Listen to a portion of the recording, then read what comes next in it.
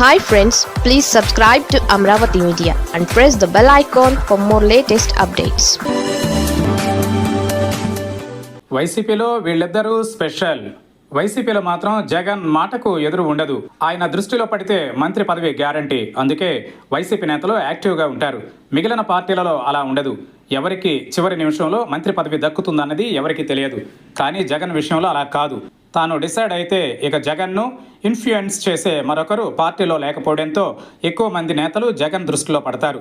అందుకే 11 సీట్లకు పరిమితమైన వైసీపీ నుంచి ఊపు మీద ఉండడానికి అదే కారణం. మళ్ళీ వైసీపీ అధికారంలోకి వస్తే తమకు ప్రాధాన్యత దక్కుతుందని భావిస్తారు. మాజీ మంత్రులు అంబటి రాంబాబు, పేర్ని నాని లాంటి వారు కూటమి ప్రభుత్వంపై విమర్శలు చేస్తున్నారు. అలాగని అంబటి రాంబాబు, పేర్ని నానిలు కేవలం పదవుల కోసమే చేసేవారు మాత్రం కాదు. జగన్ అంటే వారికి పెచ్చ అభిమానం. వైఎస్ రాజశేఖర రెడ్డి హయాం నుంచి ఇద్దరు కాంగ్రెస్లోనే ఉన్నారు. తర్వాత జగన్ పార్టీలో చేరారు. పార్టీ ఓడినా గెలిచినా వీరు మాత్రం జగన్ మాట జవదాటరు.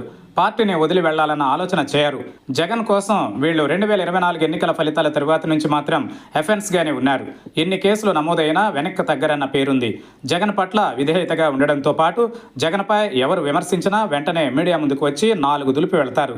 ఇద్దరు కాపు సామాజిక వర్గం నేతలైనప్పటికీ ఏనాడు జగన్ పార్టీ నుంచి బయటకు వెళ్లాలన్న ఆలోచన కూడా చేయరు.